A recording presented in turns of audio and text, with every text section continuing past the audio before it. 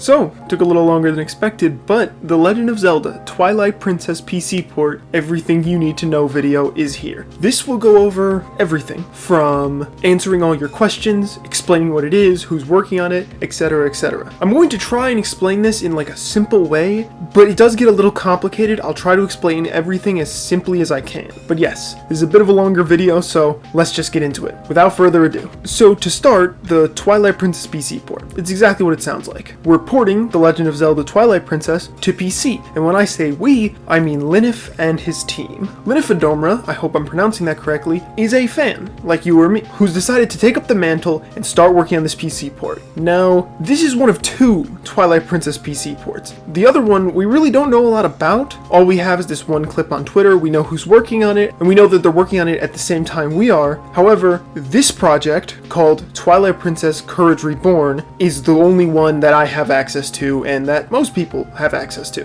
This is the one we know the most about. So by all intents and purposes, this is the PC port, Twilight Princess Courage Reborn. And yes, you're looking at it. This is Twilight Princess running on a computer, no emulation. Now, if you're wondering why we're working on this and not just emulating it, well, that's pretty simple. You see, I explained the difference between emulation and a native PC port in a previous video of mine, so I'm just going to play that clip now so you can understand the difference and why we're doing this. So, hearing all this, you might be saying, well, what's the point? What's the difference between a PC port and just emulating it? After all, if I can emulate it, I can play it on PC, and that's all that really matters, right? Well, yes and no. You can play it on PC with an emulator like Dolphin, that's fine. You can hack it, you can enable widescreen hacks, that's all great and stuff, but PC ports have a lot of advantages. But before I justify it, let's just explain the differences. First, emulation. Now, let's say you have a GameCube game, right? It's designed to run on a GameCube, and the GameCube will never confuse it, it will never give it weird commands or instructions, it'll just play the game like how the developers intended it to. The GameCube doesn't have to pretend it's different hardware because it was designed to run the game. It's giving exactly what the game is expecting. Easiest explanation, the GameCube gives the game a 1, and the game is expecting a 1, and when it sees the 1, it can play. Very simple explanation, right? There's a bunch of other stuff that happens in the background, you know, the way it runs, the way it renders stuff, but that doesn't matter. A modern computer, however, will be giving it a 2. It's not designed to understand a 2. It doesn't run when given a 2, so it just ends up being like a huge mess. So you can do one of two things. Either you can turn that 2 into a 1 and give that to the game, which is not easy, but easier than rewriting the game to expect and accept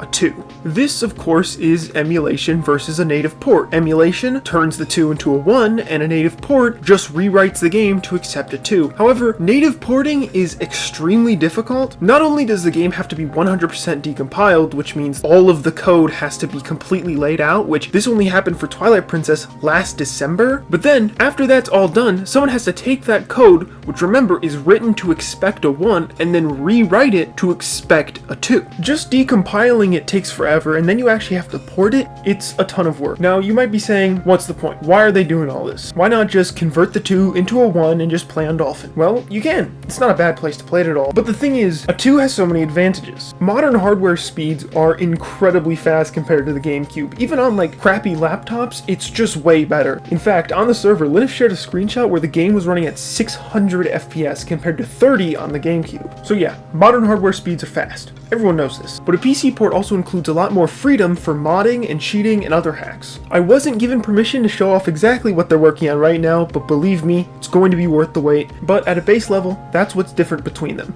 So if you didn't watch that video, now you know. Now moving on from why we're doing it, you might be asking, Bean, this sounds amazing, can I play it? No, not yet, but we're closing in on it. Currently, and for the past few weeks, we've been accepting testers in to test out the game. Being admin of the server, I was allowed to test it, and so that's what I did. I tested it and I started making YouTube videos about it. However, not everyone can just be a tester. We have to be accepting testers, and you have to say you want to be a tester the moment we ask it. And that's tough. And you know, a lot of people didn't make it in who really wanted to make it in. Now, there's other ways you can get it. If you're a developer, you can help us out, and of course you'd get a test build for it. Sometimes I'll take a glance into the developer chat just to ask myself what's going on. And of course, if you're a content creator, you'll get a special build. Now, for the rest of you, you're just gonna have to wait until we go open source, which shouldn't be too long now, because the progress that we're making is rapid and amazing. New updates basically every single day. I will try to compile most of them into another video that I'm making soon, but for now, just wait. Now, let's talk about enhancements, the main reason why we want a PC port. So for starters, 60 FPS and widescreen, not currently being worked on, but will be worked on later. And that's true for most enhancements, gyro aim, fixing this wobbly horse on the screen. I can't really think of many enhancements off the top of my head, but I promise most enhancements are coming. I don't script these videos, alright? I just say what I feel like. But now you might be saying, but Bean, I've seen your other videos, and I know we've managed to get Twilight Princess running at 400 FPS, let alone 60, so what's the holdup? Imagine this, you can build a brick in 1 hour. You're given 2 hours. Would you build 2 bricks, or would you just build a super long brick? We need Twilight Princess to build a long brick, but right now it's building us 2 bricks. The bricks in this example are frames. Twilight Princess runs at 30 frames per second. We're giving it 60 frames per second. So all it's doing is giving us more frames. It's not making it any smoother, it's just doubling the speed so that it can fit more frames into the same amount of time. We need it to just give us a longer brick, aka give us more frames while the game is running at the same speed. And just like the PC port itself, that's hard. That's not an easy thing to do, so the first version that we will release will just be the game. No enhancements. It'll probably still be a little glitchy, it'll probably be a little buggy, however, it'll be playable without any enhancements. Then the second version, or versions after that, will include more and more enhancements. And before you leave a comment, because I've gotten so many comments about this, despite it being in the FAQ on the server, will there be a way to mirror the game like the Wii version? No, we're not working at it at all right now. There might be one far in the future, but currently, no. Zero plans to do this. And the same goes for Wii Remote support. The Wii Remote is kind of a mess, and this game wasn't really designed around them. This is the GameCube version we're porting here, so obviously it has none of that Wii stuff. Now, before you accuse me of being a Wii hater, the first time I ever played this game was on Wii, and it eventually led to me loving it so much that now I'm doing this. I used to watch my older brother play this on the Wii. I love this game on both the Wii and the GameCube, but it's the GameCube version we're porting. Now, there was a lot of confusion about the launcher when I talked about that in a previous video. There's going to be a launcher for this game. It's going to auto-update for you. It's going to unpack the game files for you. It's going to make the installation buttery smooth and give it that nice official feel. It's not said to support any more games than Twilight Princess Courage Reborn right now, but it may in the future. That was an idea we were throwing around when the idea of the launcher was first brought up. And before you ask, is the launcher required? No, not at all. You will be able to download this game, as long as you have a ROM file, remember, you will be able to download this game completely on its own, no launcher required. But you could also get the launcher if you want. I know I'm going to be using the launcher, it looks so awesome. Yes, there's going to be controller support in the launcher, so if you're playing on something like Steam Deck, you can just select launch game with the controller itself. It's going to be wildly convenient, and I think we all owe Pukas a lot of gratitude because not only is he working on this launcher, he's helping with the development of the port as well, like fixing the music. Here's a comparison that he posted in the Discord server of the way the music sounds in the current Twilight Princess PC port versus the version they're working on right now.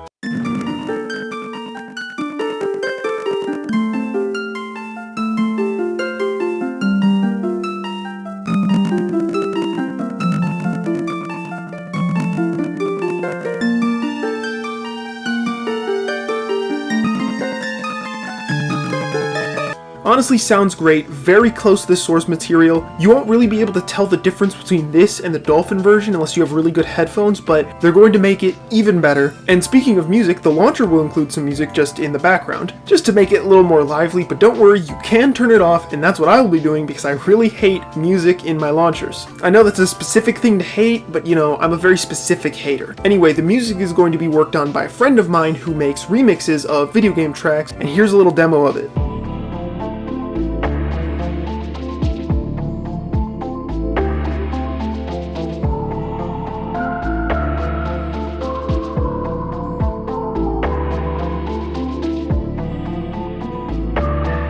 I still think my older brother makes better music, but you know, I can't deny this bops. Hey, links to both of them in the description, alright? But let's move on from the actual port itself to talking about the Discord server. The Litterford server is your one-stop shop for everything about the Twilight Princess PC port. You can even talk to the developers themselves, including me. I'm there. Go shoot me a DM, tell me how much you like Twilight Princess. I like Twilight Princess, I'm a bit of a fan. We post updates here before anywhere else, including these videos. Updates go into the dev screenshots channel there. However, if you don't have a Discord or just don't want to use Discord, which is completely fair after what they've done, I have a Twitter, and I'll be posting on my Twitter once we get, you know, a few more followers and people are actually seeing that stuff. I'll start posting updates there. And naturally, I'll keep making these videos. And I forgot to mention this, but the launcher and the game will support all different OSs. Windows, Linux, Mac, Android, the works. No, there's no plans to port this to another console because that is a little bit on the gray side of legality, so we're not really focusing on that right now. But on every computer, it's gonna be great. And I mean every computer. This is a GameCube game. I'm rocking with a GT 1030 and it's running perfectly. Well, running perfectly in other parts, not in this part because of the water's all messed up. Watch my other videos, alright? But hey, that's it. That's everything you need to know about the Twilight Princess PC port. Links to everything in the description, including the Discord server. If you just join and never talk, I don't care. Just look at the screenshots. Hey, I used to do the same thing. As well as, of course, a link to my Twitter and links to the people that made the music, etc., all in the description. Thank you so much for watching. Make sure to subscribe to catch more news because, again, I will be covering it all in the future. But thanks so much for watching. See ya.